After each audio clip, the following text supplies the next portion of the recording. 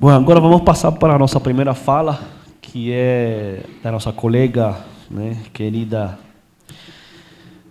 Maria Helena, né, que vai estar aqui na mesa comigo para mediar, na verdade, nossa próxima fala. E também chamo para a mesa, por gentileza, a Madelívia, né, que vai estar comigo para mediar a mesa, desculpem. E chamo também para a mesa a Maria Faguaga. Fraguaga. Para mim está difícil ainda pronunciar o nome. Peço desculpa, viu, Maria? Peço desculpa. Una corrección, Faguaga y Leana. Até porque existe na família uma Maria Helena Faguaga e uma Helena Maria Faguaga. Então, para não roubar a identidade uma das outras, sempre temos que esclarecer este assunto. Bom dia. Não preciso. Muito obrigada pela presença de todos. Muito obrigada. Se ouve e não se ouve.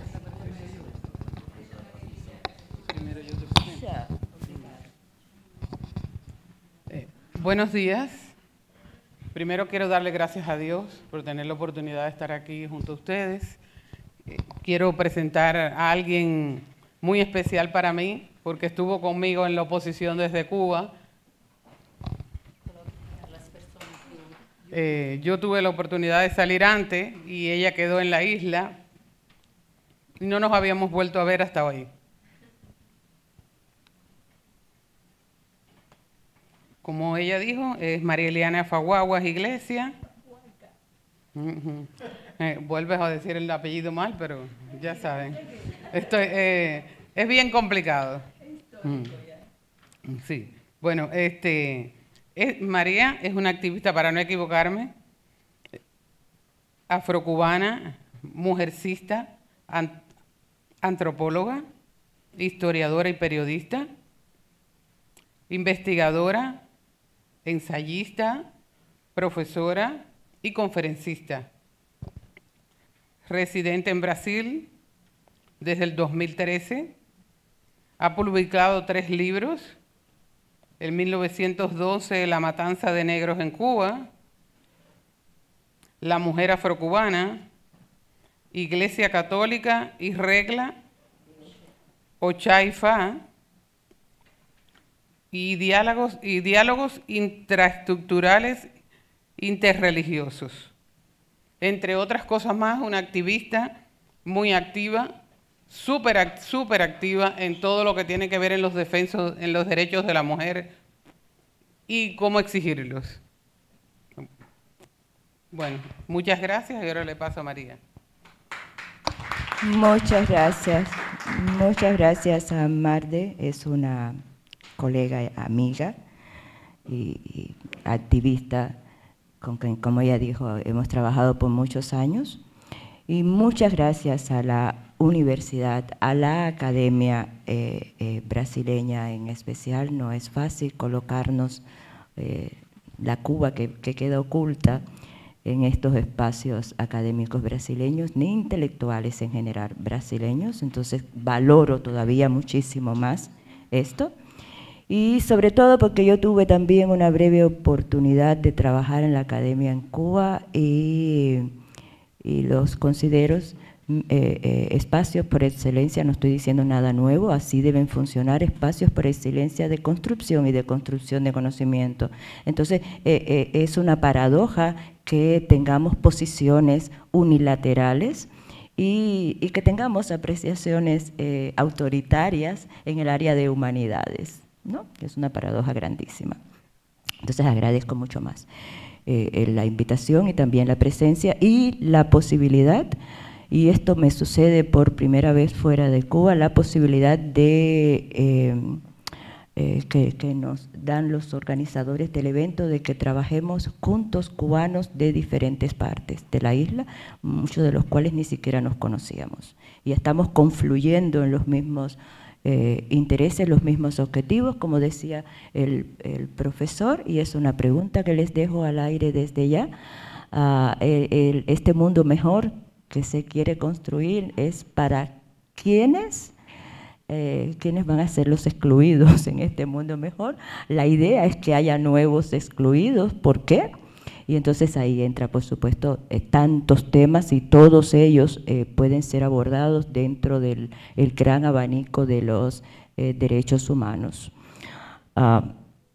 Yo he traído un esquema porque sé del desconocimiento de la Cuba oculta, no solo en Brasil, sé del tratamiento que hemos recibido por 65 años los cubanos no oficialistas y no solo los cubanos del mundo de la intelectualidad, en sentido general los cubanos no oficialistas. Entonces el tema es polisémico, cada una de las temáticas que va a alguno de mis coterráneos o colegas en sentido general, y estoy llamando a mis coterráneos también a los que no son cubanos, porque están tan implicados en el tema que para mí son cubanos. Si estuviéramos en la isla diríamos, ya se aplatanó. Entonces, es decir, ya se convirtió en un cubano yoyo, reyoyo. Y esta expresión viene desde la época colonial. Entonces, para mí todos son cubanos por el nivel de implicación, la seriedad y la honestidad con la que lo hace, y porque además defiendo muchísimo las relaciones de colaboración y sé que los cubanos solos no podemos llegar a determinados espacios si no tenemos la colaboración de extranjeros afines y de buena voluntad, por supuesto. Entonces, por 65 años hemos tenido, siempre digo que como ahora Venezuela está sola, salvando las distancias, la intelectualidad cubana y los cubanos no oficialistas cubanos hemos estado solos por 65 años. Alguien va a referirse hoy a las grandes manifestaciones de la isla, iniciadas un 11 de julio, que duraron más de una semana, pero esas manifestaciones son las que aparecieron en la media ahora, gracias a Dios, qué bueno, pero por 65 años el cubano se ha manifestado. El cubano no ha sido pacífico, no ha soportado, no ha tolerado muchísimas cosas, solo que en los medios no trascienden, los oficiales no va a trascender, y a la prensa extranjera aquello no le importaba, incluso porque la que estaba en la isla no pudiera permanecer en la isla reportando aquellas cosas. Entonces, por eso, porque el tema Cuba en sí mismo es polisémico, es complejo por el nivel de ignorancia que existe, no estoy utilizando el término ignorancia peyorativamente, sino por desconocimiento que existe de la realidad. Yo he traído un breve esquema que a vuelo de pájaro creo que me voy a tener que saltar muchísimas cosas, y yo quería, siempre que hablo públicamente sobre el tema Cuba, lo hago encomendarme, como se hace religiosamente. Aquí mucha gente conoce el mundo afrorreligioso, en sentido general, la gente se encomienda a algo, a alguien, a un ente espiritual, puede ser vivo, pero generalmente es ancestral, ya pasó a conformar el panteón de la ancestralidad. Y a mí me gusta incorporar en ese panteón a gente que tiene edad para ser mi hijo, pero que se lo merece. A mí me gusta muchísimo incorporar en ese panteón a gente que está haciendo duramente por la causa, y por eso me va a acompañar hoy la imagen de José Manuel, Luis Manuel, disculpen, yo siempre le cambio el nombre porque lo llamo por los apellidos, Otero Alcántara. Porque hoy mismo está sufriendo tortura en las prisiones de la isla, porque nunca va a ser suficiente lo que estamos haciendo los cubanos que estamos fuera de la isla para visibilizarlo a él como símbolo de muchos otros y otras, incluso menores de edad, y nunca mejor de pasadita colocado el tema de que hoy en Cuba están en las prisiones por motivos, dicen que políticos, en realidad solamente han salido a manifestarse, a defender sus derechos, a tener derechos, más bien nuestros derechos todos, de cubanos de la isla que están allá o que estamos por el mundo, a tener derechos, y están en prisión muchachas y muchachos que pudiéramos llamar niñas y niños porque aún no alcanzan la mayoría de edad. En el país de la justicia social está pasando eso hoy, pero el mundo no lo sabe, nadie se moviliza por los niños y niñas que allá están pidiendo tener derechos y defendiendo nuestros derechos, mientras en otras partes del mundo todavía estamos reclamando que si el niño o la niña mató, no vamos a ensuciarle antecedentes penales, que no sabe lo que hace, a fin de cuentas todavía no maduró su cerebro, vamos a tenerle 3 años por ahí para reeducarle. Y eso no pasa en Cuba hoy, ¿no? Entonces, cuando hablamos de Cuba, existen unos elementos históricos que es rapidísimo, y nada más que 2 o 3 tenemos que mencionar, no podemos abordarlo, pero que sin los cuales no se llega hoy, no se entiende. ¿Qué está pasando hoy? Cuba, alguien va a tratar, mi colega y hermana maravillosa, va a tratar del tema de la trata. ¿Cómo se llega al tema de la trata? Cuba no tenía, desde la época colonial, una tradición de emigración. El único motivo por el que la población cubana emigró en masa fueron 2, destierro, y entonces es forzoso, y exilio. Y el exilio siempre, y lo digo incluso por mí, nos da en nuestro imaginario y para nuestro confort incluso psicológico y emocional, nos deja siempre clara la posibilidad, puede nunca hacerse realizable, pero uno tiene en la mente la idea de la posibilidad de retorno. Entonces, nuestra pequeña isla fue siempre un espacio de recepción, de inmigración, una inmigración que en 2 generaciones, y lo normal es en 3, se convertía en cubana.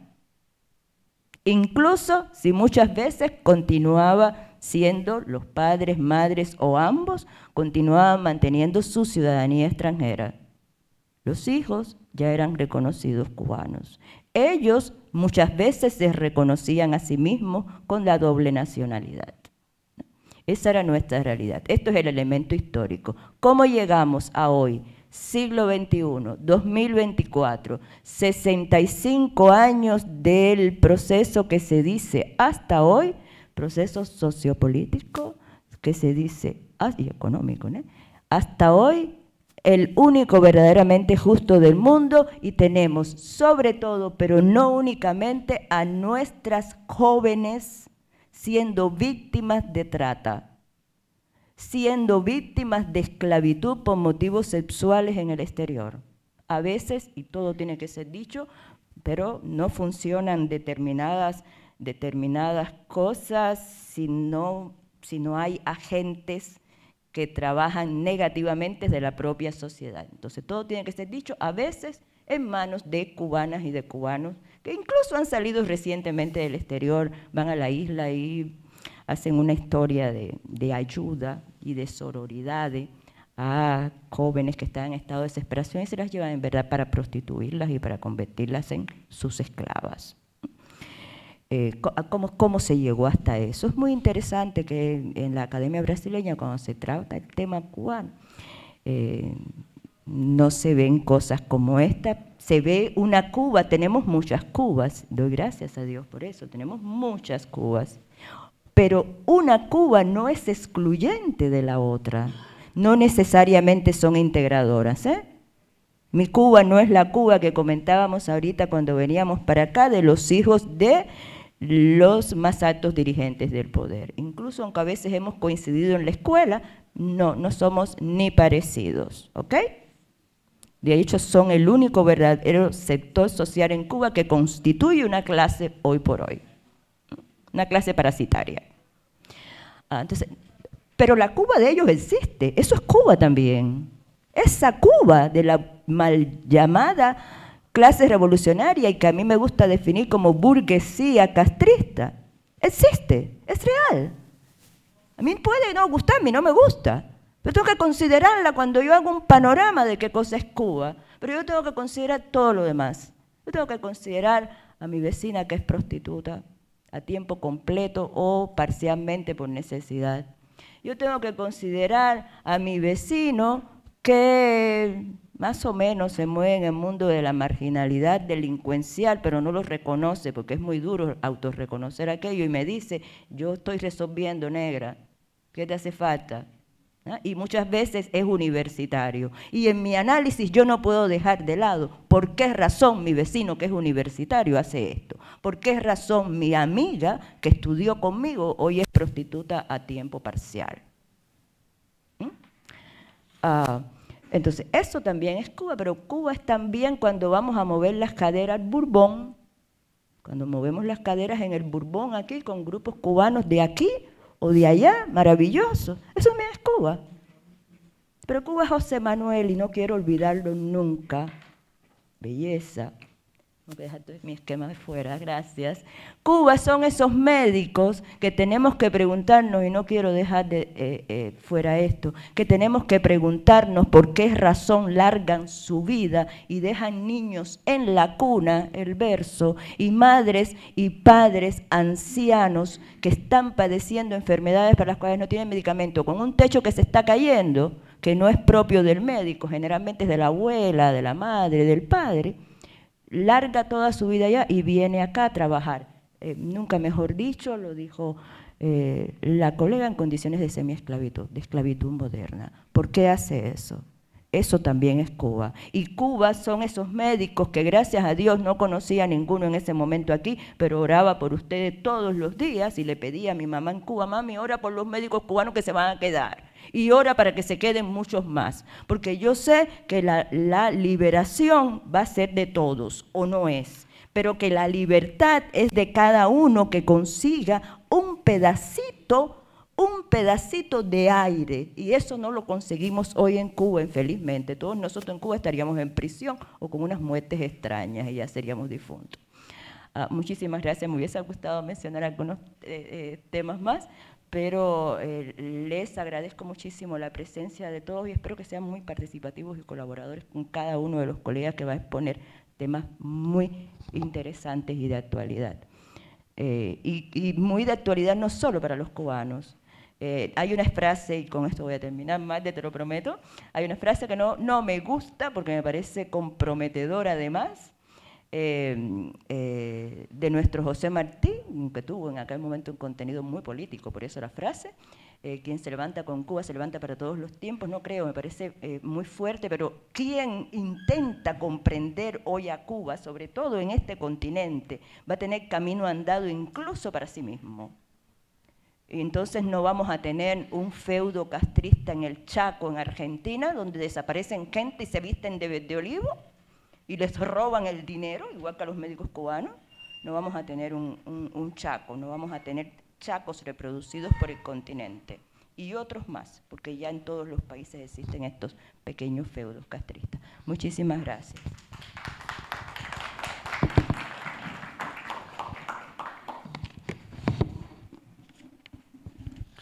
Bom, gente, abrimos um espaço para perguntas, caso alguém quiser aprofundar algum tema. Duda Teixeira, por favor. Claro.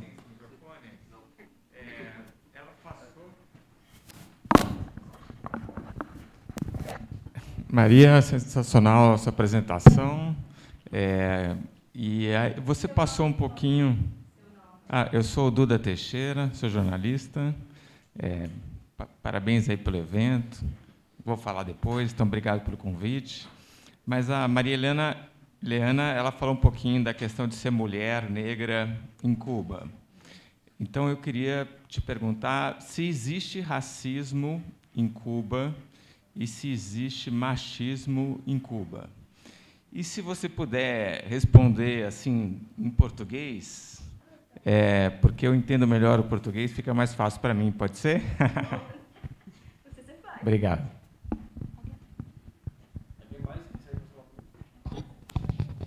Obrigada. Posso? Então, meu querido, muito obrigada. Uma admiradora do trabalho do colega Dudas e, además, uma admiradora dele como ser humano, né? Como sujeito social, e com essa preocupação tão honesta, tão sincera por compreender Cuba.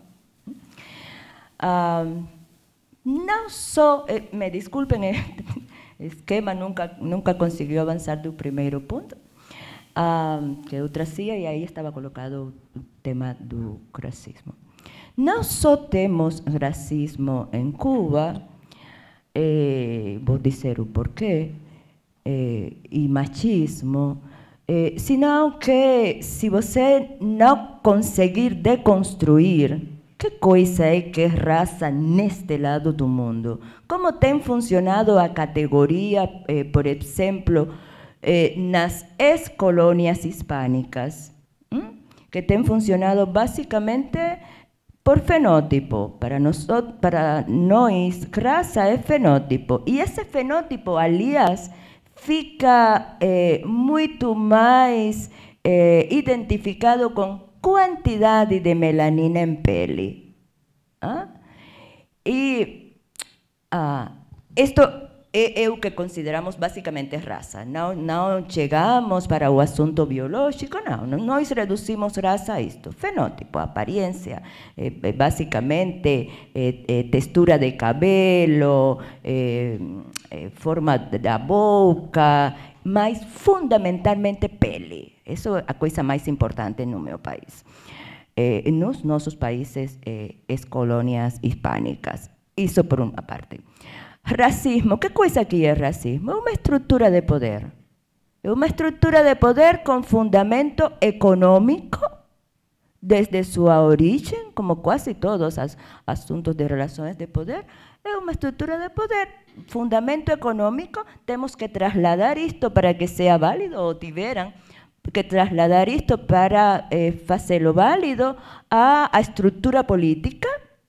Só que nos nossos países hispânicos nunca houve uma legislação ao respeito. Nunca fomos Sudáfrica. Nunca. E mesmo que no centro do meu país, já final da década dos anos 50, foi onde único se estabeleceu não uma legislação, mas sim funcionou na prática certas tentativas de nos dividir fisicamente, a população branca, a população negra, por exemplo, a população na praça pública tinha que andar de uma parte, a população negra de outra. Não funcionou, porque negros e brancos violentavam aquilo. Porque meu melhor amigo, sei lá, é preto, porque meu irmão pode ser branco e eu não. Como que um vai por uma parte e o outro por outra? Porque meu namorado, minha mulher. Então, isso não chegou a funcionar para nós. Isso não quer dizer somos herdeiros do racismo peninsular, da Península da Espanha, que já existia. Então, o racismo chega a Cuba, claro que transmuta demais, mas temos, quando, por exemplo, muitas pessoas mestiças, evidentemente mestiças, falam que são brancas, eu dou risada por dentro, eu nunca vou dizer que não, mas dou risada e eu lembro, atestado de branquidão. Isso chegou da colônia, da metrópole, e foi estabelecido em Cuba. E se a pessoa, quase sempre era o pai, mas às vezes foi a mãe, era branca, espanhola, e tinha filhos visivelmente pretos, falam vocês. Nós não temos medo do termo negro, então vou utilizar negro mesmo. Se a pessoa era visivelmente negra, o pai fazia o quê? Vamos fazer um atestado. E como quando eu passei anos aqui, tinha que ter sempre comigo aquele protocolo de que eu era uma pessoa em condição de refúgio, para não ser expulsa se a polícia me pegava na rua, as pessoas andavam com o atestado.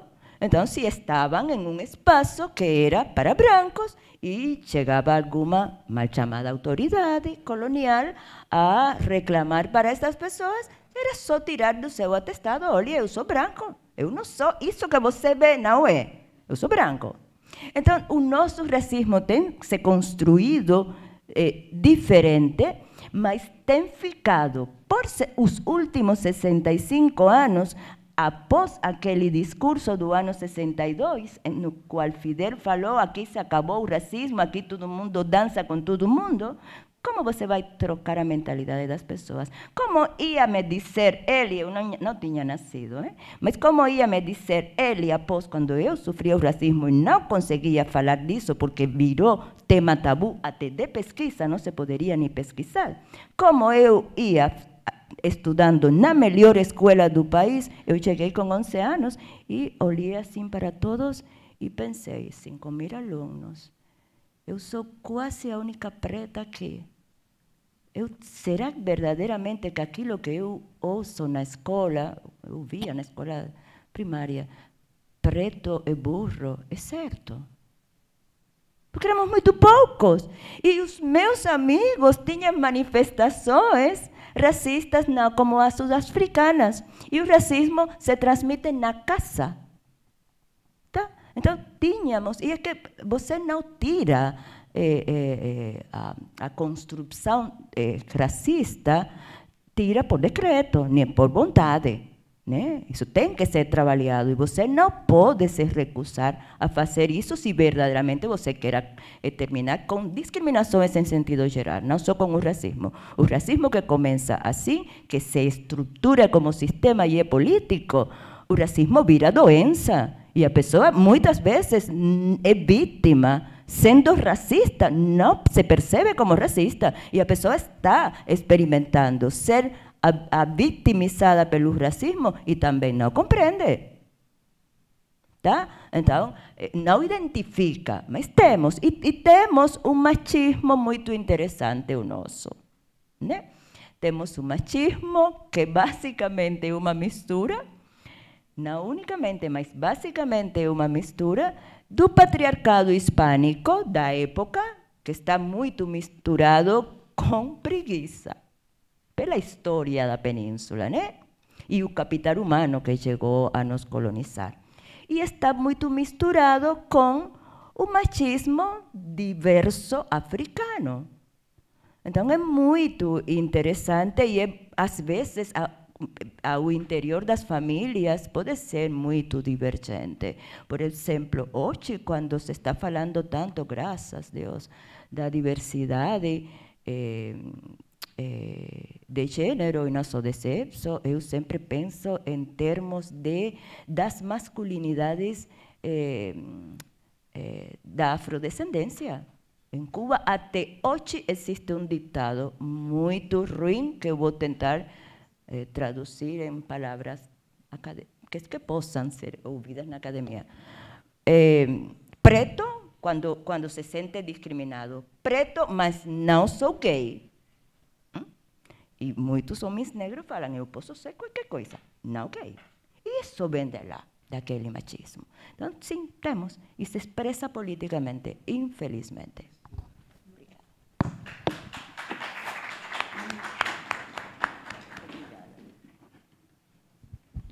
Muito obrigado, Maria.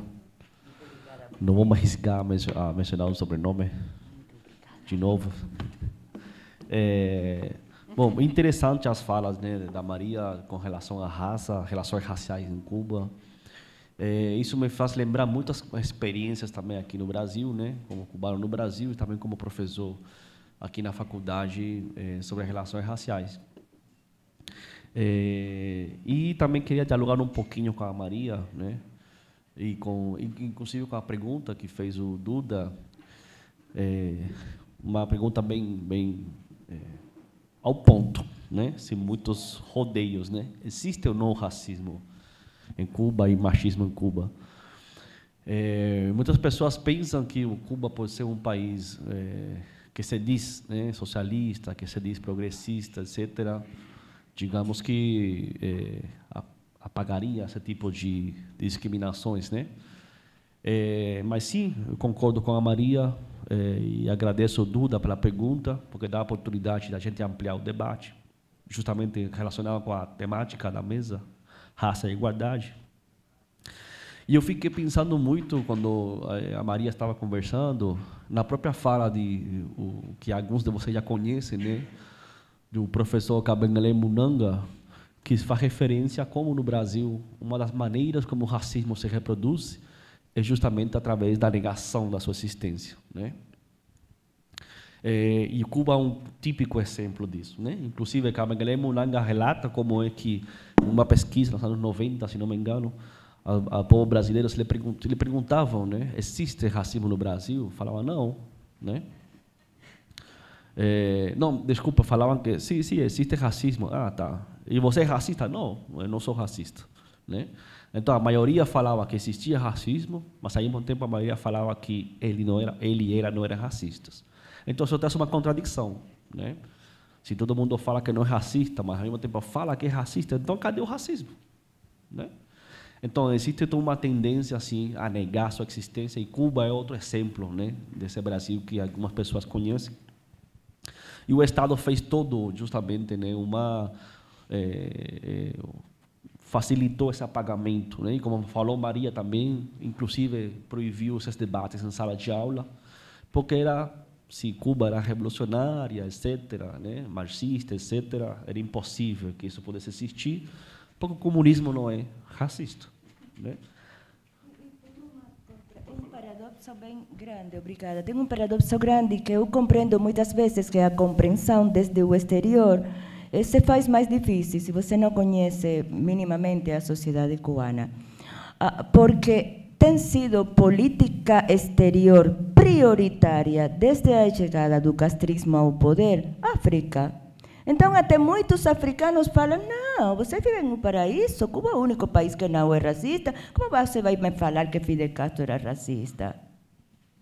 Gente, até hoje o meu país, infelizmente, usa vocês para ter votos certos nas Nações Unidas, enquanto discrimina vocês, viu? Não é só a mim, discrimina vocês, que lá após está uma grande parte da minha origem, e tem cubanos que só têm origem lá, né? Então, estamos sendo discriminados todos. Isso por uma parte. Por outra, e só vou colocar duas coisas, seria de nunca terminar o assunto, né?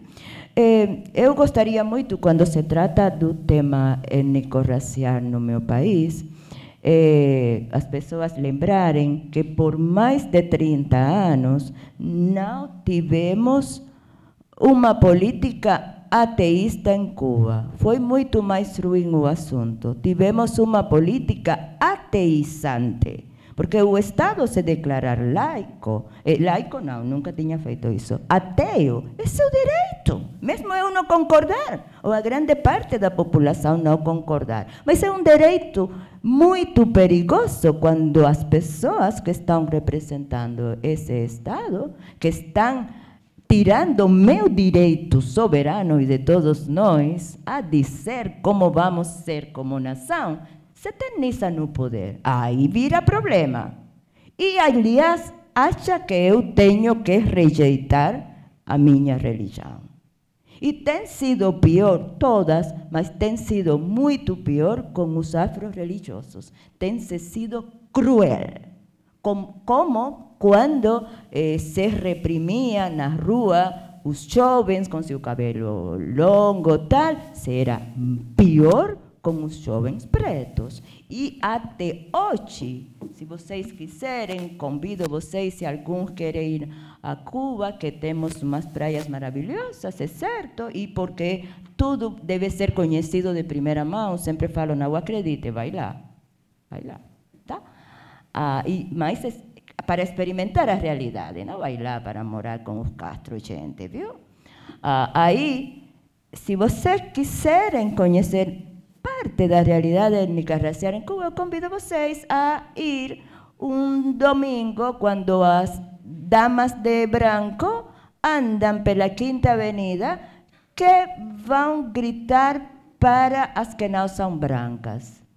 Para as brancas vão gritar contra as revolucionárias, traidoras. Para as pretas vão gritar macacas. Tá bom? Em Brasil, há processo por isso. Em Cuba não se passa nada. Tá bom? Os repressores maiores que eu tive em Cuba, infelizmente, foram homens e mulheres pretos. Infelizmente. Porque todo grupo tem seus agentes, né? Tem seus agentes de opressão que trabalham contra a causa. Então, e isso se faz intencionalmente. Aliás, eu quero desmoralizar você. Você não está falando que a gente negra está sofrendo racismo? Como eles trabalham com a gente?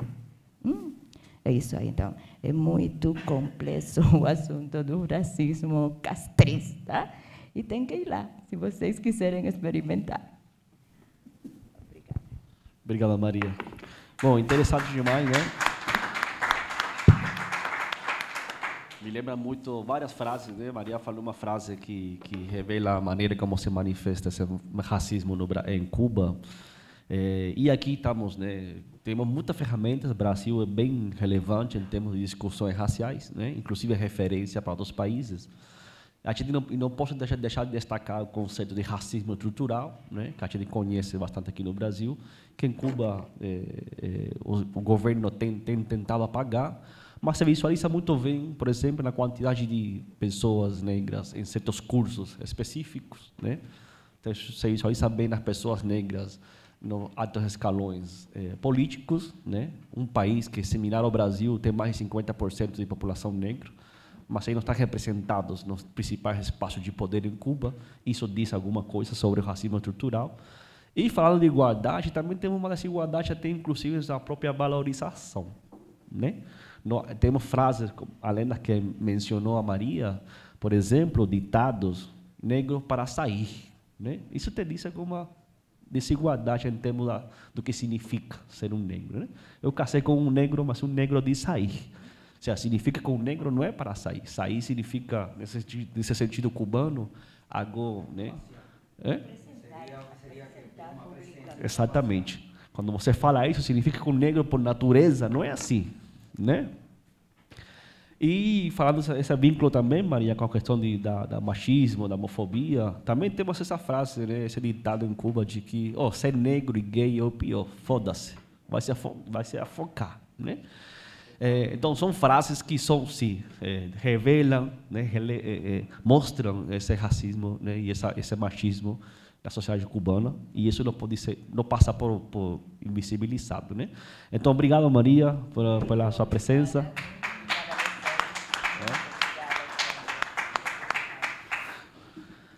Pode ficar aí também. Aí já o professor Sergio, né? Sergio Ángel Baquero, da Colômbia, com a fala domesticação intelectual, a academia ao serviço do autoritarismo.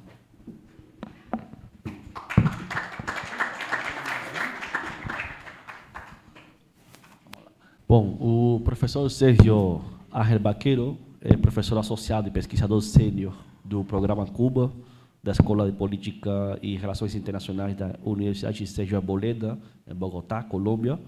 É diretor executivo da Fundação Quatro Métrica e editor da revista Foro Cubano e diretor de projeto do programa Food Monitor e Cuidado 60. Doutor em Estudos Políticos e Relações Internacionais, com mestrado em Estudos Políticos e graduação em Ciência Política e Filosofia.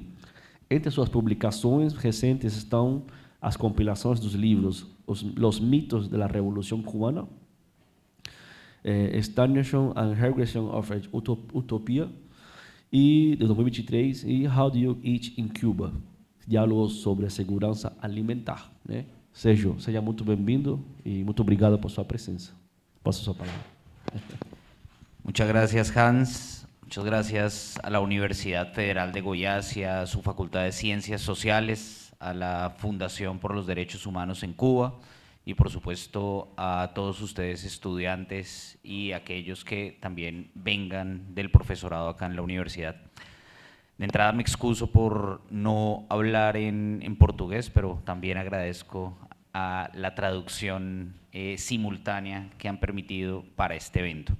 Voy a intentar ajustarme a los 20 minutos, seguramente de esto tendríamos mucho más que hablar, pero intentaré ajustarme a esos 20 minutos. Yo quiero comenzar con unas cifras contundentes que quizá no son suficientemente elocuentes hoy día en América Latina y sobre todo en las facultades de ciencias sociales.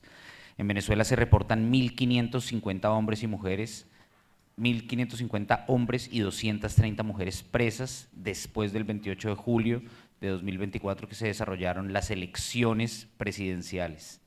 En Nicaragua hasta hoy se reportaban 126 hombres y 25 mujeres. Digo hasta hoy porque amanecimos con la noticia de que Ortega liberó 135 presos políticos y los envió a Guatemala.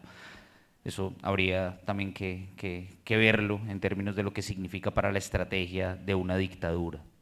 Y en Cuba se reportan 1000 hombres y 119 mujeres presos políticos. Y hago una precisión acá, hay muchos registros diferentes sobre presos políticos. Yo me remito a lo que corresponde al último informe de Prisoners Defenders. 3 autocracias, ahora más adelante me detendré en los indicadores, pero 3 autocracias que han llegado en términos de lo que podríamos catalogar como la extrema izquierda en América Latina. Pero en realidad podemos utilizar ese concepto desde las ciencias sociales y particular en la ciencia política. Recientemente se desarrolló el Congreso de Ciencia Política de América Latina en Lisboa y una de las cosas interesantes, teniendo en cuenta estas circunstancias particulares, diría uno que los politólogos deberían estar enfocados en esta situación dramática de otros de sus colegas.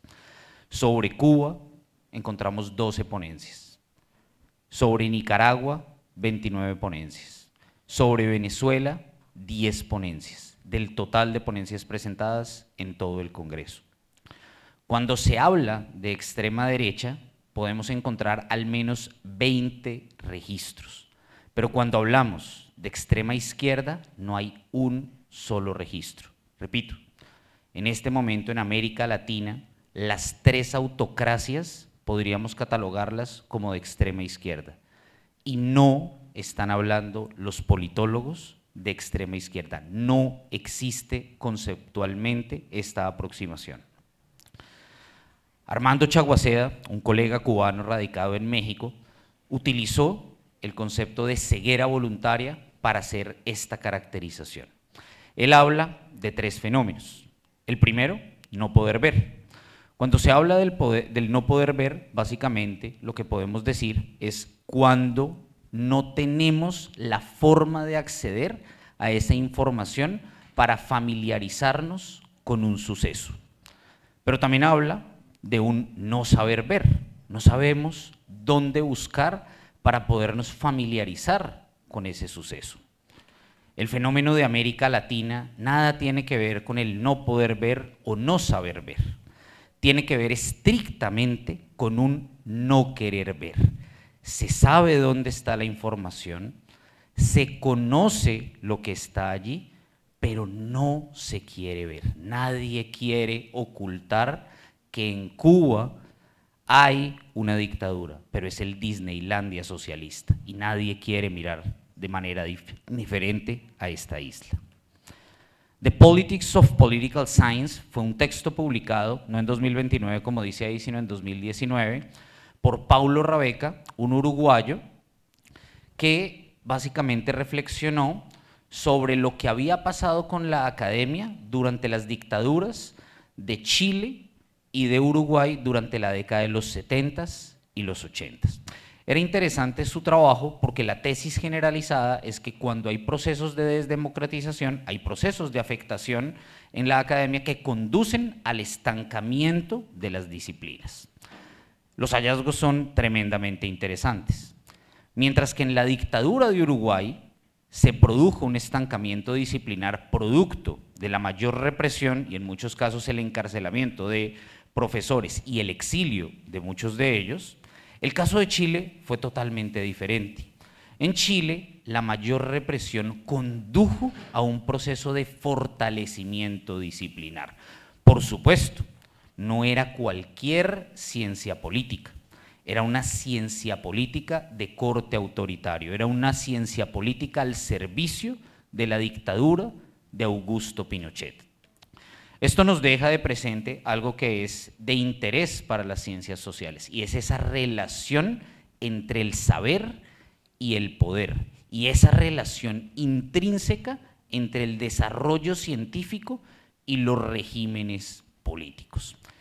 El mismo Paulo Rabeca, hoy, años después de haber publicado este texto y de haber vivido de alguna manera, a pesar de haber nacido en democracia, la dictadura de Uruguay, habla de extrema derecha.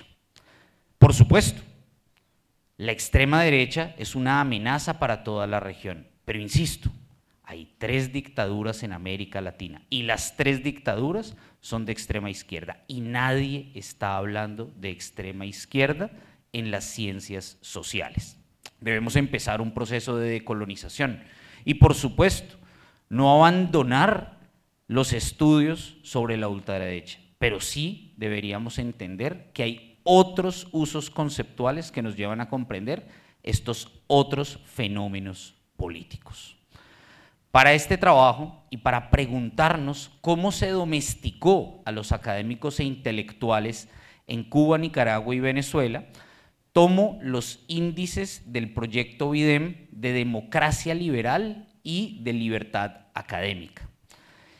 En el caso de la libertad académica y con el fin de documentar los casos particulares de profesores y estudiantes, tomo los datos del Observatorio de Libertad Académica para Cuba y los datos de Aula Abierta para Venezuela y para Nicaragua. Veamos. En América Latina, al comparar estos índices, el índice de libertad académica y el índice de democracia liberal tienen una correlación. El único caso que resulta típico es el caso de México, que no nos concentraremos en esta ocasión. Y digo que es atípico porque mientras hay una constante en términos de la democracia liberal, hay una caída estrepitosa en términos de libertad académica. Y acá hay un asunto que resulta interesante simplemente para dejarlo planteado allí. Nuestra academia es abiertamente progresista, lo cual está muy bien, pero es bastante ingenua con los proyectos progresistas, populistas y de extrema izquierda, lo cual hace ver que efectivamente esos procesos de aumento de la democracia para evaluar la llegada de muchos de estos proyectos no nos permite correlacionar cuando hay caídas en esa libertad académica. Los casos de Cuba, Nicaragua y Venezuela son elocuentes. Diferente a esa tendencia de crecimiento de libertad académica y democracia, hay caídas en 3 momentos diferentes. Primero, la Revolución Cubana después de 1959. El caso de Nicaragua es interesante porque no es el primer mandato de Ortega, es cuando vuelve en el año 2006, cuando hay una caída estrepitosa en materia de democracia y en materia de libertad académica. Y en el caso de Venezuela, a partir de 1999 y con la llegada de la Asamblea Nacional Constituyente. Veamos el caso de Cuba.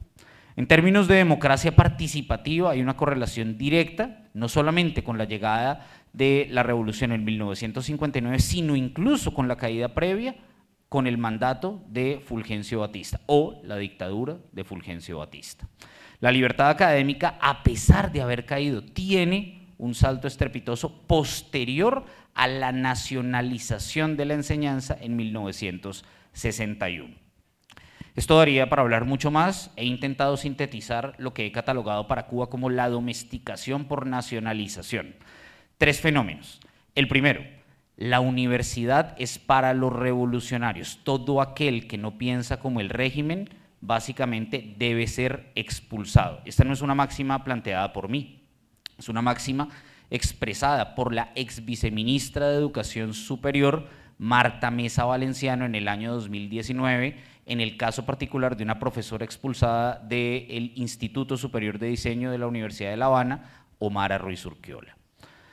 Pero esto muestra cómo finalmente aquellos que piensan diferente tienen diferentes formas de ser perseguidos, bien sea por degradación, personas que pasan de ser profesores titulares y terminan siendo bibliotecarios, personas que son perseguidas hasta ser forzadas a renunciar a sus cargos o abandonar sus carreras, o finalmente aquellos que son expulsados. Esto nos lleva a un modelo que, a pesar de ser tremendamente mostrado hacia América Latina como un modelo exitoso por la cobertura, no es otra cosa que un modelo propagandista. Esta situación de libertad académica ha sido ampliamente documentada por el Observatorio de Libertad Académica. Y el Observatorio de Libertad Académica deja registrado hasta su informe número 40, un subregistro, por supuesto, histórico, de 1.108 incidentes reportados de libertad académica. Nicaragua. En el caso de Nicaragua, como lo decía anteriormente, realmente el punto de quiebre es el año 2006, cuando vuelve Ortega al poder. Y yo creo que aprendió precisamente de Violeta Chamorro precisamente del hecho de que si volvía a entregar el poder, las cosas no las iba a poder controlar de la misma manera. Por eso todo se fue ajustando y a partir del año 2011 nunca más abandonó el poder. Y de la misma manera la democracia participativa fue cediendo en términos de importancia. Pero el punto de quiebre realmente se va a dar en el año 2018, cuando empiezan a cerrarse de manera masiva las universidades. Y acá podemos entonces hablar de domesticación por intervención. Primero, los procesos de expulsión de aquellos que se empezaban a volver incómodos. La represión, sobre todo la que se vio en las manifestaciones del año 2018, que llevó en muchos casos a la detención de muchos de estos profesores y estudiantes que permanecían hasta hoy en las prisiones de Ortega, o muchos de ellos que terminaron en el exilio, la gran mayoría en Costa Rica. Una de las cosas más particulares de lo que ha vivido Nicaragua y que, insisto, las ciencias sociales no lo están reportando, es el cierre de universidades y la intervención de aquellas universidades incómodas, expropiaciones para apropiarlas e introducir la ideología afín al régimen. Esto nos lleva precisamente al fenómeno más devastador. Y acá les soy honesto, hasta hace un mes no conocía el fenómeno en profundidad de lo que implica la desnacionalización de los académicos, pero no solamente de los académicos, de más de 300 personas. Estamos en el siglo XXI y hemos asistido a un proceso de desnacionalización sobre el cual, insisto, las ciencias sociales no están hablando. No sé si lo sabían, pero una de las personas desnacionalizadas no solamente les quitan su pasaporte, les quitan sus propiedades y si tienen hijos, sus hijos dejan de existir, porque no pueden haber nacido de una persona que no existió y no es reconocida como nicaragüense. Y de ahí para allá pueden verlo con sus padres, con sus hermanos, con sus esposos y cualquier tipo de relación que tenga el individuo con el Estado.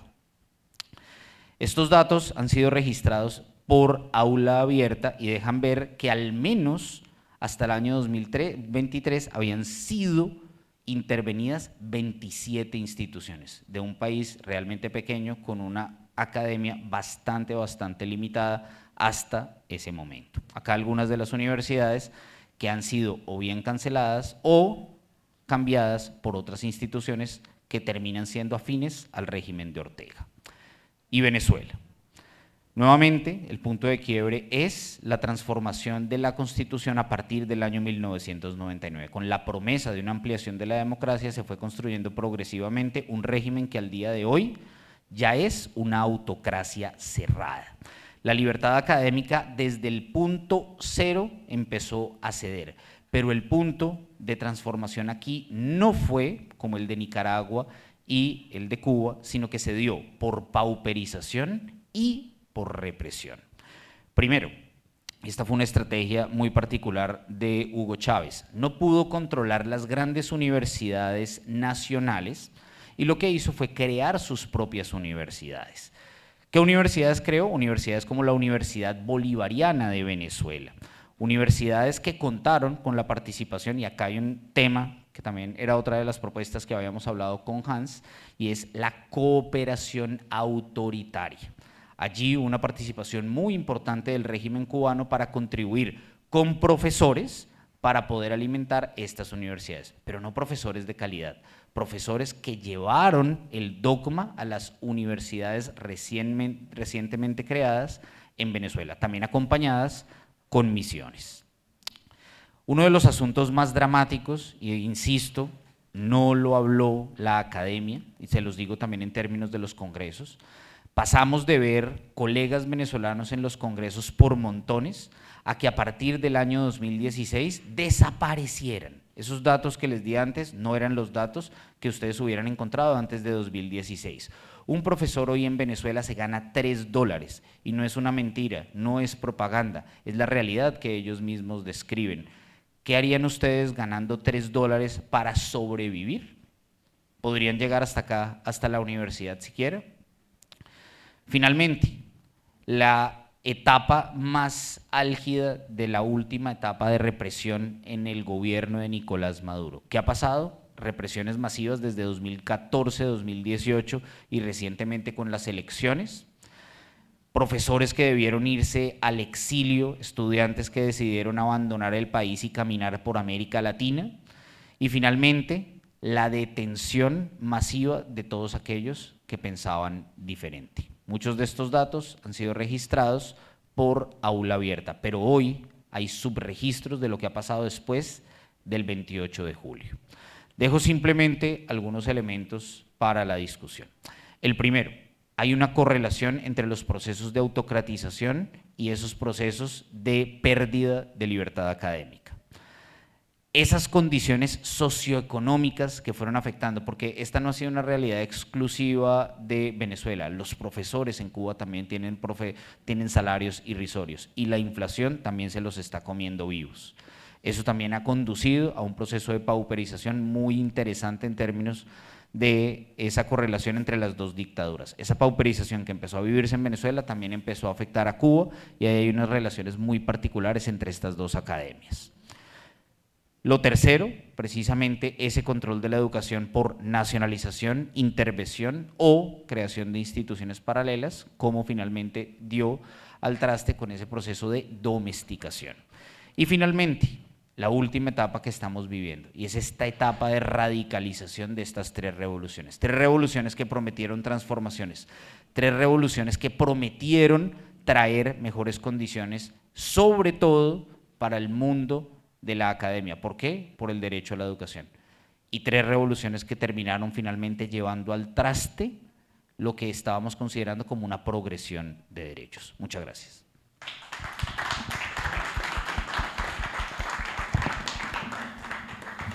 Muito obrigado, Sérgio. Eu me vi bem representado, né, na sua fala. Conheço pouco os casos da Nicarágua, né, mas no caso de Cuba, e sobretudo vou falar isso para meus estudantes, né, toda vez que eu começo uma sala de aula, uma nova disciplina, eu apresento meu programa na disciplina e eles e elas são testemunhos e testemunhas. E a gente debate junto no seu plano de disciplina, né? A gente consulta se eles quiserem acrescentar algum texto, alguma temática, algum debate, né? E a gente só fecha esse plano de disciplina depois de a gente, né, gerar um consenso, né? Mas só aprendi isso aqui no Brasil. Em Cuba eu jamais tive essa oportunidade de debater o plano da minha disciplina com meus professores. Ninguém nunca me deu a oportunidade de dizer: você concorda com ler esse texto?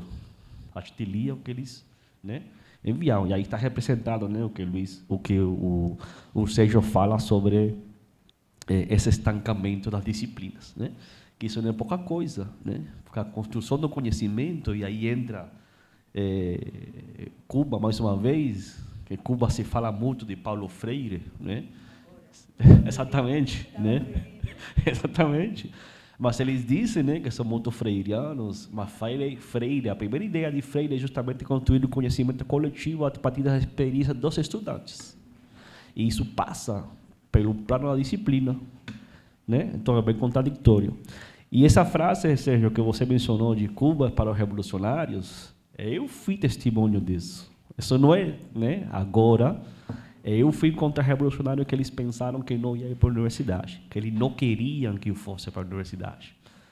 Então, esse professor que vocês têm aqui é mais um de tantos, né? Eu fui expulso no último ano do ensino médio, né? Porque era um menino rebelde, né? Para eles, né? Era mesmo, não gostava com muitas coisas, brigava, né? E eu fui expulso da escola e falaram para meu pai: seu filho não vai para a universidade porque a universidade é para os revolucionários. Meu pai, na época, era comunista, ele era militante do Partido Comunista, né? Eu lembro que eu passei uma dificuldade do caralho na outra escola, 3 anos numa escola com meus amigos, minhas amigas, né? Me acostumar a outra escola, né? Para passar só 2 meses, né? Então, eu sou uma testemunha disso, justamente, né? E também da intervenção nas instituições, né, Sérgio? Eu acredito que aqui ninguém gostaria de ter uma sede, né, de um partido X, qualquer um, seja esquerda, direita, controlando o que nós fazemos e o que nós falamos aqui. A gente não gostaria de ter uma sede do partido do PL, do PT, de qualquer um, né? Vendo quais são os conteúdos, né, que se debatem. Pois em Cuba tem. Toda universidade tem um departamento do Partido Comunista, que mapeia o que se fala, né? Os professores, como se comportam, os alunos, como se comportam, né? E essa questão, né, Sérgio, que você mencionava de não querer ver, né, super interessante. Aí gostaria depois, se você perguntar se você tem algum conhecimento sobre, digamos, as causas, as motivações, né? Se você tem mapeado isso, obviamente, as motivações que sustentam esse não querer ver, né? Mas aí, antes de passar a palavra para a Sérgio, eu gostaria de passar a palavra para vocês também. Se alguém quiser fazer alguma pergunta, né, quiser complementar com alguma coisa, fica à vontade. Maria?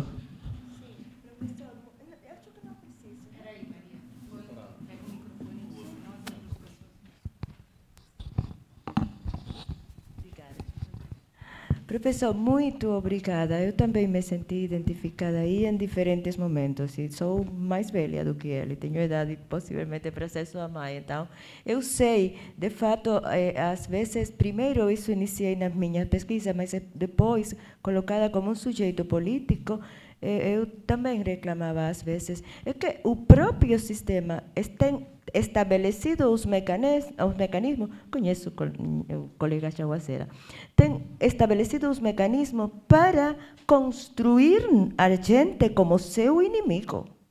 Só porque você está tentando utilizar o seu pensamento crítico. Né? Então, seria uma fala interessante. Eu também tenho uma categoria, eu sempre falo, são a esquerda, que eu considero essa parte da esquerda, mas que está no poder de todo o continente, uma esquerda castrista, não é qualquer uma. Porque até rejeita uma outra parte da esquerda. Desses nicaragüenses que têm saído de lá, muitos eram de esquerda, né? E são de esquerda. Então, muito interessante. Em Cuba se passa, que conhecem Calule. Calule é socialista, até hoje ele se declara socialista.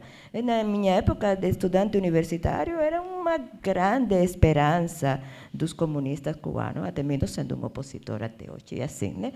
Então, e um homem negro, por demais, né? Então, eu acho que tem também uma cegueira. Ótimo, gracias.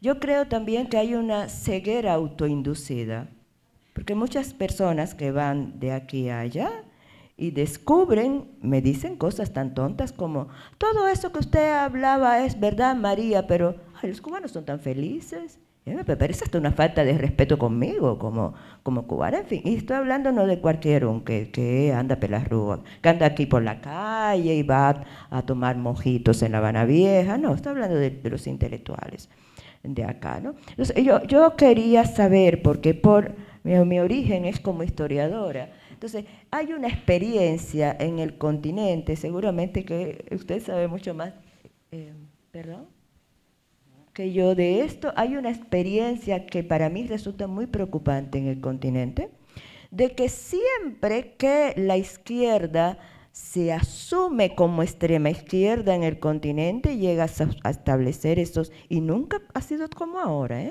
porque ahora tienen a Cuba, nunca se había podido colocar como ahora, así, verdaderamente, con toda su arrogancia de extrema izquierda, imaginándose por los siglos de los siglos en el poder. Siempre que eso sucede, no va a acontecer, no va a suceder que lo va a conseguir eternamente, pero viene un golpe de extrema derecha. Y siempre perdemos todos. Todos los que no estamos en el poder, en un lado o en el otro, vamos a salir perdiendo. Y hay la repercusión a nivel de construcción y de construcción de pensamiento, todo esto. En su perspectiva, usted que está metido ahora dentro del tema, ¿cómo ve estas posibilidades? Con todo lo que estamos intentando hacer, salvando las distancias, no considero que estoy haciendo nada importante, solamente aportando en esta cosa de construcción, de presentar otro cubital, pero hay gente que sí está haciendo cosas muy interesantes de estas tres dictaduras. ¿Cómo usted cree que de alguna manera pueden ser prospectivamente el futuro inmediato en nuestros países y entonces va a tener una incidencia en el continente?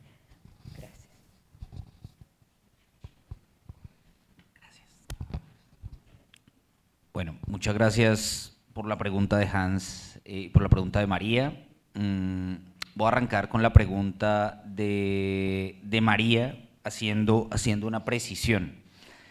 Y a mí me gusta poner esto como una suerte de metáfora. Yo me imagino que ustedes, y no quiero que esto suene precisamente como mansplaining, pero las cosas existen cuando se nombran. Muy seguramente las mujeres, hasta antes de utilizar la palabra mansplaining, no sabían que existía el mansplaining, y se nombró y creó una realidad. Un poco lo que estaba planteando en la presentación es las ciencias sociales. A veces creemos que la academia no tiene impacto sobre la realidad, pero es la forma como construimos conceptualmente nuestra realidad. Y la manera como estamos narrando desde América Latina muchos de estos discursos son tremendamente coloniales. Las amenazas hoy, ciertamente, ustedes acá en Brasil lo vivieron con Jair Bolsonaro, pero Jair Bolsonaro se fue. Sigue siendo una amenaza latente, por supuesto, pero hoy tenemos 3 dictaduras y esas 3 dictaduras son de extrema izquierda y nadie está hablando de ello. Es decir, conceptualmente no se usa el término ni ultraizquierda ni extrema izquierda. En ese orden de ideas, creo que lo primero y fundamental es empezar a desarrollar un concepto que nos permita describir realidades y narrar hechos, ¿sí? Es decir, acá los conceptos son contenedores de datos y hay muchos datos como los que planteamos precisamente acá. Y yo creo que hay muchas cosas que se están haciendo para empezar a registrar estas realidades. A veces nos frustramos. Uno de los proyectos en el que yo trabajo actualmente es el Observatorio de Libertad Académica. Se creó en el año 2020 y ustedes siendo cubanos, esto no es cubansplaining ni mucho menos, pero es que no había nada por el estilo. Es decir, antes de 2020 nadie se había tomado el trabajo de demostrar que la persecución política e ideológica era una política de Estado en Cuba. Se creó el Observatorio de Libertad Académica y hoy día ustedes pueden poner en Google y están los 42 informes hasta el momento disponibles. Se han hecho denuncias en las relatorías de Naciones Unidas. Recientemente se presentaron informes en el examen periódico universal. Esa realidad empieza a cambiar. Claro, es frustrante porque las realidades no cambian de la noche a la mañana y no podemos mostrar resultados inmediatos, pero de cualquier manera esa memoria que se está tejiendo en este momento está transformando lo que seguramente en unos años vamos a ver. Y cierro con la pregunta de Hans en relación con ese no querer ver. Yo creo que si en algo ha sido muy exitosa esa extrema izquierda precisamente es en el trabajo propagandístico. Nuestras universidades en América Latina, no he recorrido esta universidad, pero casi que podría pensar que es muy similar a las universidades en Argentina, en México, en Colombia. Son iglesias construidas como faros hacia la revolución. Eso no lo vamos a encontrar de otra manera. En ese orden de ideas, pues a uno le cuesta tumbar esos imaginarios. Ha sido construido. Yo estudié en la universidad pública más grande de Colombia, es decir, no lo estoy diciendo desde afuera. Y de construirnos y construir esos grandes dioses es muy complicado. Muito bom dia. Gostaria de fazer uma pergunta ao Sérgio. Muito obrigado. Bom dia, Sérgio. Obrigado pela disponibilidade de estar aqui. Meu nome é Caleb, eu sou estudante das Ciências Sociais, o Hans é meu professor. Eu gostaria de fazer uma pergunta que fiquei bem interessado sobre essas autocracias que você falou na América Latina e que são da extrema-direita. Eles usam esse poder autoritário da extrema-direita na tentativa de gerar uma mudança genuína, tendo em vista que a extrema-esquerda está cansada dessa extrema-direita, por isso usam esse poder autoritário na tentativa de gerar uma mudança genuína, ou utilizam só para cunho pessoal, ganância, uma tentativa de ter o poder.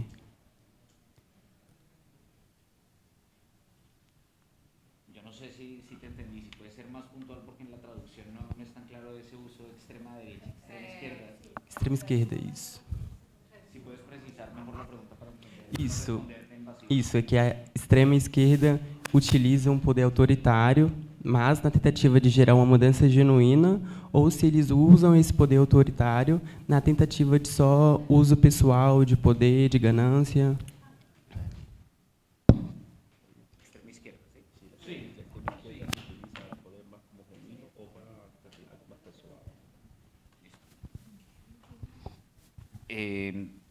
Esa es una muy buena pregunta, ¿sí? Es decir, porque tu pregunta es teleológica, al final, ¿qué es lo que se busca y qué es lo que se quiere? Yo creo que es difícil establecer una respuesta única. Yo creo que lo primero es muchos de estos procesos revolucionarios están conformados por personas.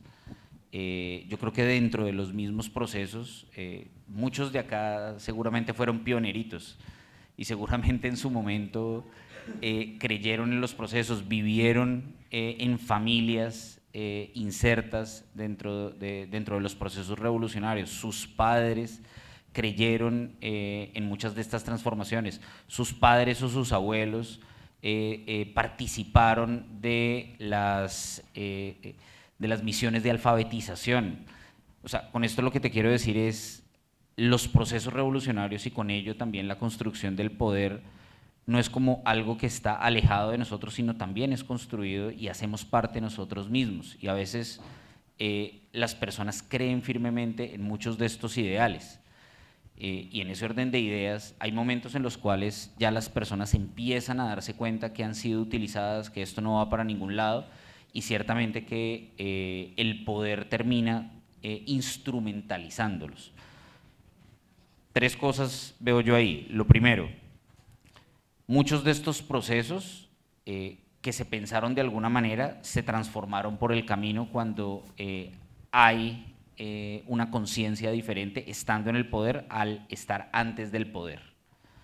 Dos, creo indefectiblemente también que las personas muchas veces son o somos instrumentalizados por el poder. Y hay un asunto acá muy interesante. El concepto de pensamiento crítico ha sido una hegemonía de la izquierda. Y no porque tenga que ser también de la derecha, ni mucho menos. Simplemente es deslindarlo ideológicamente. Es decir, podemos tener un pensamiento crítico no ideológico y eso nos puede permitir llevar a pensar hasta qué punto somos o no somos instrumentalizados por el poder. Y lo tercero, yo no te respondería de lo que se pretendía, sino de lo que se logró, ¿sí? Y en términos de lo que se logró, estos tres regímenes han llevado sus respectivas sociedades a peores circunstancias de las que existían antes de la instalación de estas revoluciones. Venezuela ha expulsado a 7.7 millones de sus ciudadanos, 7.7 millones, es decir, un país fuera de un país. Es un país más grande que Uruguay y está fuera. ¿Sí? Cuba, recientemente salió un informe extraoficial, o sea, Cuba es un país que no ha subido de los 11 millones y ha decrecido poblacionalmente, 1.8 millones, hay datos ahí diferentes, oficialmente es un poco más de 1 millón, pero extraoficialmente es 1.8 millones de una población que está en este momento por debajo de los 10 millones. O sea, eso es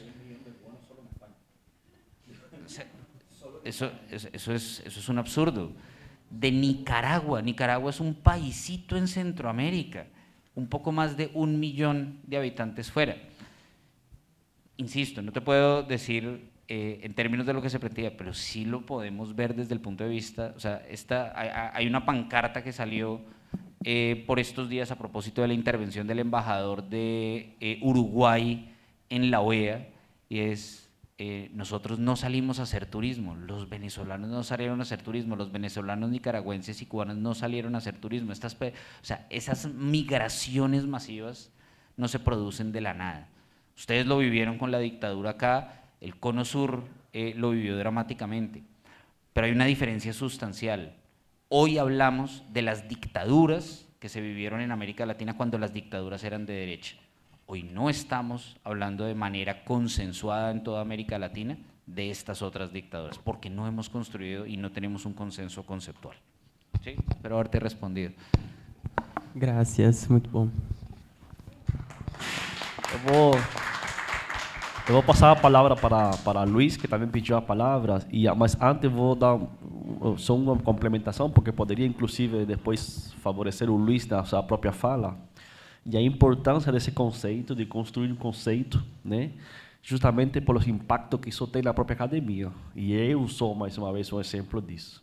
Quando você não nomeia que existe uma esquerda radical, né, como você menciona, né, qualquer pessoa que possa ser contrária a determinadas, a Cuba, por exemplo, é etiquetada de um lado com a qual não se identifica. E eu passo por isso nesta faculdade. Eu não me identifico com esses extremos, né? Nem Bolsonaro, nem Fidel Castro, né? Porque eu sou um acadêmico e pesquiso sobre regimes autoritários. Para mim, a ditadura dos dois lados está errado, né? Mas isso é um problema sério. Quando você não nomeia que existe um lado, não te identificam, né? Tem uma ambivalência, e isso afeta nosso trabalho na defesa dos valores democráticos e direitos humanos. Então, daí a importância de saber nomear. Isso significa isso, né? Muito obrigado, Sérgio. Pasa a palabra para Luis, por favor, Luis. Sí. Para la pregunta de él, yo creo que esas estructuras de poder, sobre todo en Cuba, Nicaragua y Venezuela, han sido creadas para mantener a una familia en el poder.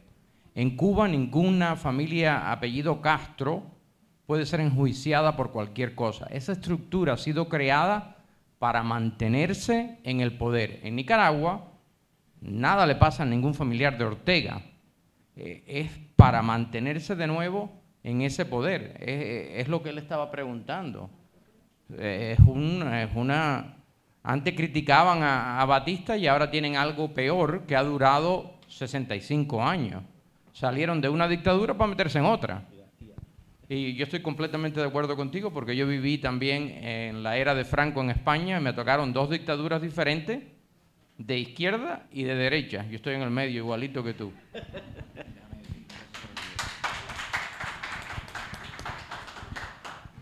Yo traje acá unos libros que produjimos desde el programa Cuba de la universidad. Si alguno de ustedes está interesado, por favor acérquese y se lo regalo. Uno es Los mitos de la Revolución Cubana. Es un libro que puede ser bien interesante para que lo vean.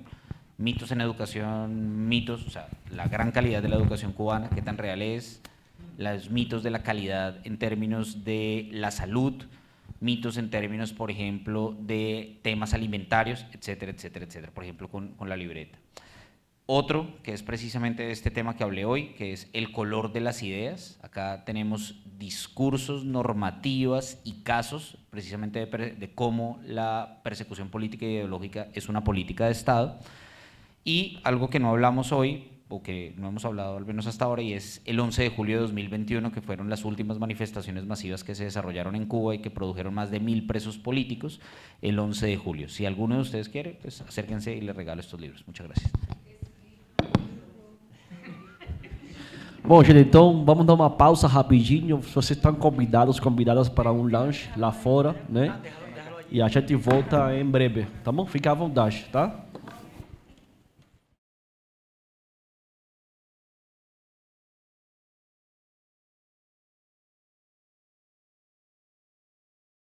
Olá, gente, boa tarde. Bom dia, né?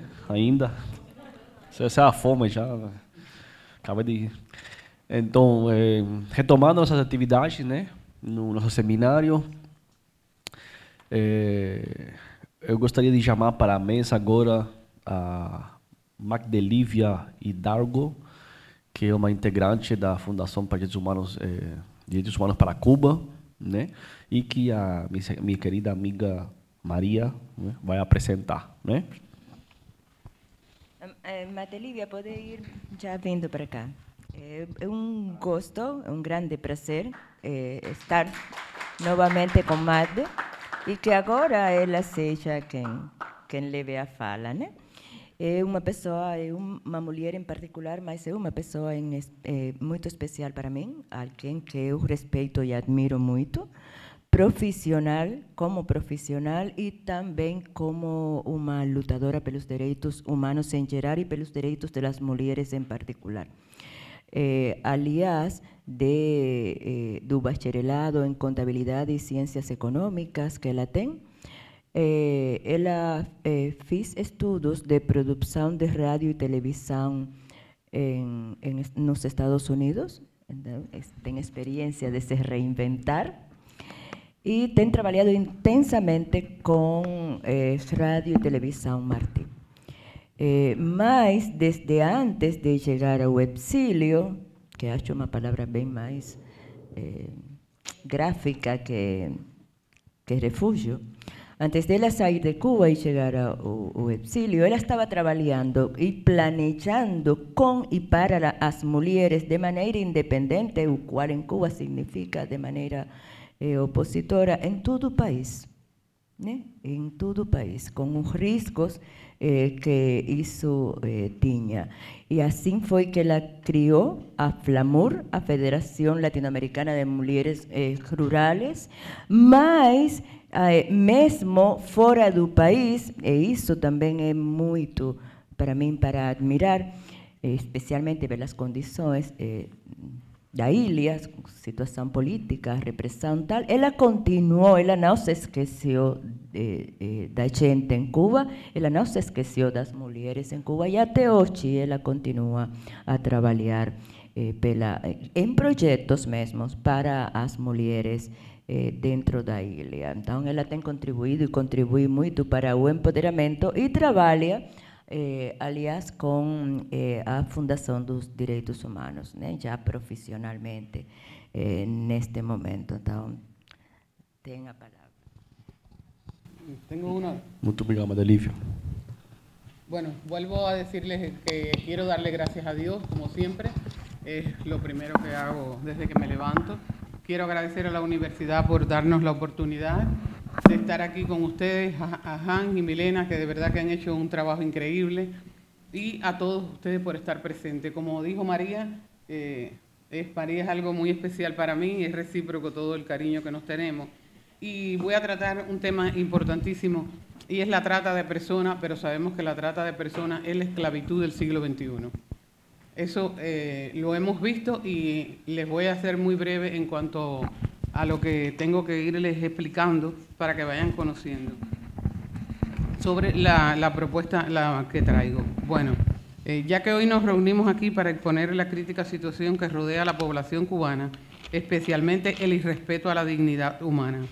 Mientras el régimen enaltece en sus discursos su falsa lucha por las garantías de la población, una niña, una adolescente, una mujer cubana está expuesta al flagelo de la trata y el proxenetismo. No podemos ser indiferentes a ellos. Es por ello que la Federación Latinoamericana de Mujeres Rurales, FLAMUR, de la cual soy fundadora desde 1996, cuando sentí en carne propia los represivos de ese régimen, sufriendo prisión, detenciones y múltiples registros arbitrarios, todas estamos comprometidas con la defensa de las mujeres y la población cubana. Y es por ello que seguiremos denunciando con fervor los casos de trata y proxenetismo, lamentablemente, vienen en aumento y lo estamos mirando. Se me olvida que hay traducción. La palabra de los americanos. La trata de personas es un delito grave que implica el reclutamiento de personas mediante el uso de la fuerza, el fraude, la coacción y el propósito de obtener un beneficio. Entre las formas de explotación se encuentra la prostitución, otras de las modalidades de explotación sexual, el trabajo forzado, la servidumbre y la esclavitud. Esta práctica no solo implica el movimiento físico de personas fuera de la frontera, sino también la explotación que puede ocurrir dentro de un mismo país. Con frecuencia, las víctimas de trata experimentan condiciones de vida sumamente precarias, dadas por factores estructurales y relacionados con la desigualdad de género. De acuerdo con fuentes dentro de la isla, entre el 2011 y el 2022, en Cuba se procesaron 124 casos de trata de personas, mayormente relacionados con la explotación sexual de mujeres y niñas. En el 2013, Cuba, el régimen de Cuba, porque desafortunadamente seguimos en una dictadura, ratificó el protocolo para prevenir, reprimir y sancionar la trata de personas, especialmente mujeres y niños, que contempla la Convención de Naciones Unidas contra la Delincuencia Organizada transnacional en el 2000, también conocido como el Protocolo de Palermo. Según este protocolo, los estados adquieren obligaciones para enfrentar estos delitos a través de penalización, cooperación internacional, investigación y políticas de prevención, así como estrategias de atención y cuidados a las víctimas. Según un informe de las Naciones Unidas contra la droga y el delito en el 2023, durante la pandemia, el procesamiento de datos disminuyó a nivel global. Mientras tanto, el informe sobre la trata 2023, emitido por los Estados Unidos, señala que el régimen de Cuba no ha hecho lo suficiente para combatir este flagelo, debido a la falta de investigación, pedagogía y monitoreo, la carencia de un enfoque legislativo con discriminación positiva hacia la infancia, la atención condicionada hacia las víctimas por razones políticas, la escasez de un programa hacia la población vulnerable, mujeres, menores de edad, población LGBTIQ y más. Todo lo cual dificulta la lucha contra los delitos y potencia la victimización de los que sufren de este problema. Aún así, la vocera del régimen sostiene que Cuba mantiene una política de tolerancia cero respecto a la trata de personas en cualquiera de sus modalidades.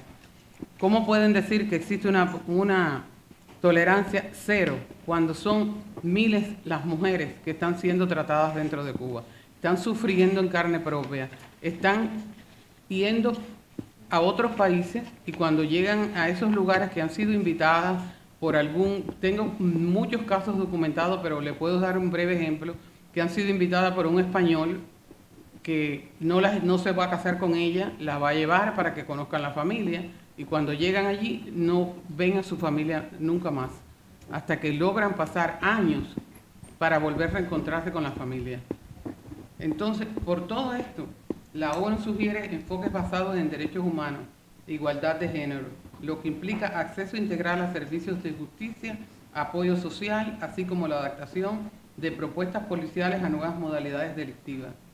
En Cuba se estima que el 96% de los casos procesados por explotación sexual ocurrieron en el interior del país, claro, donde se sufre la mayor falta de derechos y de libertades. Sabemos los que vivimos en los campos, como yo, que soy del campo, sabemos que en Cuba no hay, en esos lugares donde nosotros vivimos no existe sedes diplomáticas, no existe prensa extranjera, que es lo único que existe, la dictadura, que oprime y que todos los días reprime más, no solamente a los que somos opositores al régimen, sino a las personas que son cubanos de a pie normalmente. O cumples con lo que dice el régimen, o sabes bien que te pueden procesar por una causa común, o en el caso de nosotros, por causas políticas. Las redes de trata de cubanos también operan en el extranjero, como muestra de un caso ciudadano que es el mexicano, que a lo mejor ustedes lo han leído, que reclutó varios cubanos con la promesa de llegar a Estados Unidos. Dichos migrantes irregulares fueron secuestrados en México y sus familiares sufrieron extorsiones. Otros de los casos que estuvieron implicados en las redes criminales incluyeron explotación sexual, adopción ilegal, y el 45% de los casos registrados existía una conexidad con todos los delitos, los cohechos, las amenazas, lesiones y corrupción de menores. Esto el régimen no lo afloja en ninguno de sus informes está reflejado por el régimen y sin embargo existe en Cuba. En el plano internacional, el régimen forma parte de varios tratados contra la trata de personas, la explotación sexual, que le traje algunos aquí para enumerárselos, para que vean cómo firman tratados, cómo son capaces de decir, nosotros sí formamos parte de estos tratados, pero en Cuba no se emplean. El cubano no tiene derecho, el cubano es una persona que aunque conozca el derecho no puede exigirlo, al no ser que ya llegue el momento que hagas como hicimos los que estamos aquí, que formamos parte de la oposición, y estés dispuesto a ir a prisión. Mira, el régimen firmó el Convenio para la Prevención de la Trata de Personas y la Explotación de la Prostitución Ajena en el 1949, y esto estaba firmado. Esto lo firmó Cuba. La Convención sobre la Eliminación de todas las formas de discriminación contra la mujer en el 1979. La Convención sobre los Derechos del Niño en 1989. ¿Qué derecho tienen los niños en Cuba cuando nos llevan a la escuela por la mañana y a la 1 del día tenemos que ir a trabajar en el campo? Y si no trabajamos en el campo, sabemos que no podemos estar en esa escuela. Entonces, yo me pregunto, ¿y si firmaron esa convención sobre los derechos del niño, dónde están los derechos del niño?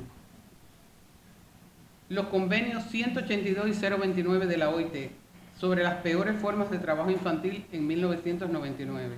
Eso también lo firmaron. El trabajo forzado en 1930 respectivamente. Podía enumerar muchísimos más, pero sabemos que tenemos poco tiempo. A nivel nacional, el nuevo decreto ley 316, que fue modificado hace muy poco del Código Penal, y la ley contra actos de terrorismo, establece sanciones para quienes estén involucrados en actividades vinculadas con el crimen organizado, incluyendo la trata de personas. Esto fue modificado hace muy poco por el régimen. Este decreto ley 316 es algo que está reciente. Sin embargo, aún con ello, el régimen también es objeto de denuncia por contribuir a la trata de personas, especialmente a través de programas laborales de misión internacional. Muchos aquí han cumplido misión internacional, en los cuales sus propios funcionarios ejercen coacción, ejercen engaño e incluso acoso sexual con las personas que quieren salir a cumplir misión. Incluso estando en las misiones, sufren acoso sexual también. Entonces, tales señalamientos se suman a la ausencia de cifras claras que permitan la identificación de redes de trata y que fortalezcan los mecanismos para frenar la vulneración de los derechos humanos.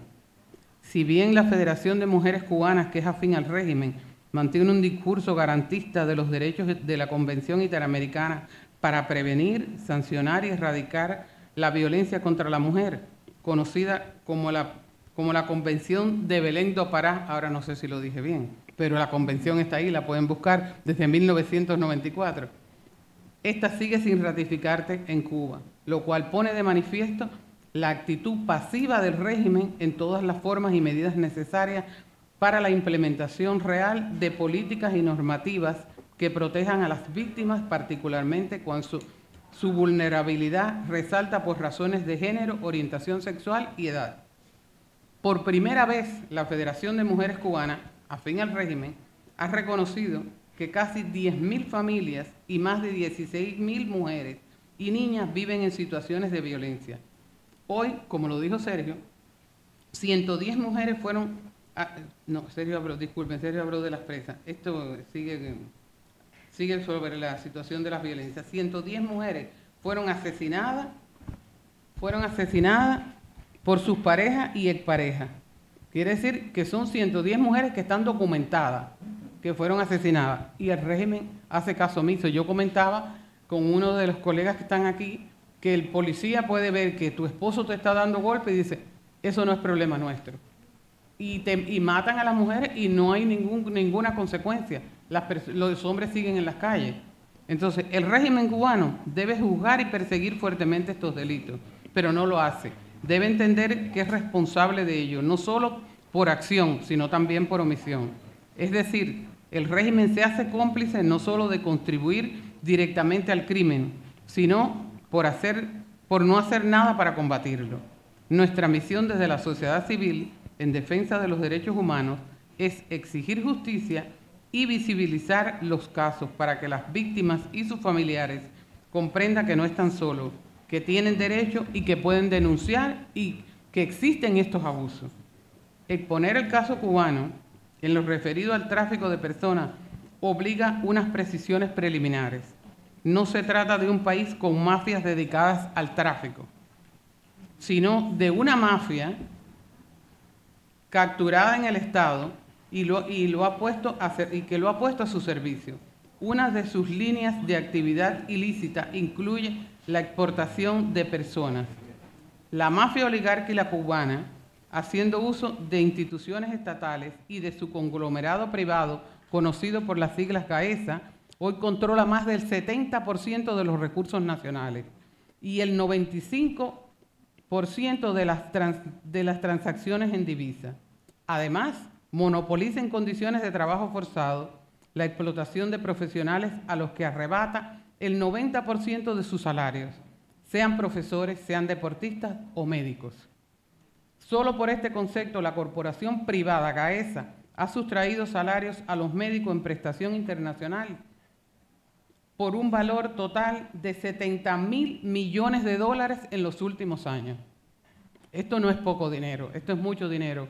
Y el sistema de salud en Cuba está colapsado. En Cuba no hay medicamento, en Cuba no hay, los hospitales están en un deterioro total y son 70.000 millones de dólares en los últimos años solamente por concepto de misiones internacionalistas, especialmente sobre los médicos. Como ocurre en cualquier otra mafia, ella no admite, y estoy hablando de la mafia cubana, ella no admite la competencia autónoma de otros grupos delincuenciales. En ese campo, ellos son los primeros, y es ellos a quienes persiguen para distraer la atención pública. Es decir, ellos no se dan cuenta que ellos son la mafia, pero ellos persiguen a los de abajo. Ellos le hacen ver al mundo, sí, nosotros estamos persiguiendo a estos delincuentes, pero los verdaderos delincuentes son ellos. ¿Por qué? Porque lo que hacen, lo que persiguen es distraer la atención pública. Esto a menudo es perceptible en el área del tráfico de mujeres y lo vemos con la cantidad de documentos que tenemos sobre ello.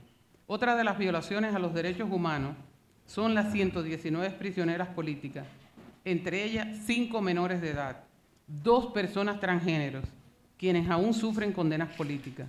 Las mujeres trans que hoy están en prisión de conciencia y encarcelada entre hombres, lo cual sucede también con las presas trans comunes, que están sufriendo situaciones indescriptibles por su condición sexual.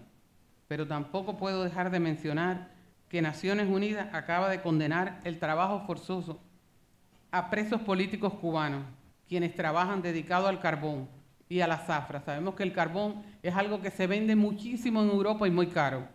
Y la zafra azucarera es un desastre en Cuba, es algo que está devastado totalmente, pero aún así la poca azúcar que están produciendo la están haciendo los presos políticos cubanos. Eso es trabajo forzoso, eso también es trata. Y eso, por todo esto, lo que les expuse anteriormente, no podemos callar. Creo que es algo que nosotros debemos darnos a la tarea, las nuevas generaciones, que sepan la situación cuando se vive en un país en dictadura. Desafortunadamente vivimos en un país que, aunque no lo queramos reconocer, muchos de los que están, digo yo, las personas que están a la izquierda, la raíz de todos los problemas en América Latina es Cuba. Quien transporta el comunismo a Venezuela, a Nicaragua, es Cuba. ¿Cuál es la raíz del problema? Cuba. Pero no. Todo el mundo. Yo no sé con quién es el pacto que hizo el señor que estaba en el poder, pero la verdad es que Cuba está sumida en una pobreza total y es indiferente para todos. Tú llegas al Parlamento Europeo, tú llegas a cualquier lado y le planteas un problema sobre Venezuela, pero cuando planteas el de Cuba, nadie oye, nadie escucha. No sabemos qué pasa, cuál es el problema y no se dan cuenta que es como un cáncer. Cuando tú no extirpas la raíz, eso sigue floreciendo. Y eso es lo que está pasando en Cuba. Y eso es lo que está pasando en Nicaragua. Y esa es la exposición que hacía Sergio de lo que está pasando en Venezuela. Y sigue caminando, porque Colombia está en veremos. Quiere decir que esperemos a ver qué va a suceder. Y es por ello que traigo una frase de Martí que la utilizo muchísimo. Las campañas de los pueblos solo son débiles cuando en ellas no se alista el corazón de la mujer. Pero cuando la mujer estremece y ayuda, cuando la mujer tímida y quieta de su natural anima y aplaude, cuando la mujer culta y virtuosa unge la obra con la miel de su cariño, la obra es invencible. Y por ello, no sé si lograron poner ahí la organización en la cual fundé y que hoy desde la Fundación para los Derechos Humanos en Cuba seguimos trabajando con ellos. Eso es dentro de Cuba. Y ellas lo mantienen y es un lema que es fijo en todo, por su represión, por todo lo que están pasando, pero ellas exigen nuestros derechos y quieren un nuevo gobierno. Quiere decir que no quieren seguir sufriendo más esas dictaduras, no quieren seguir trabajando en el campo y que cuando vayas a vender los productos, el régimen te imponga cuando no te dio nada para que tú pudieras sembrar, para que tú pudieras llevar el alimento. Tienes que venderle al precio que el régimen te impone. Y es muy triste tú trabajar la tierra, es muy triste tú tener una niña, porque igual de nosotros no tiene una hija, no tiene una sobrina, una hijada, una hermana y que tú veas que te la están matando, que te la están prostituyendo, que te la llevan a otro país que no sabes de ella, sufres por ello. Entonces no podemos callar. Muchas gracias.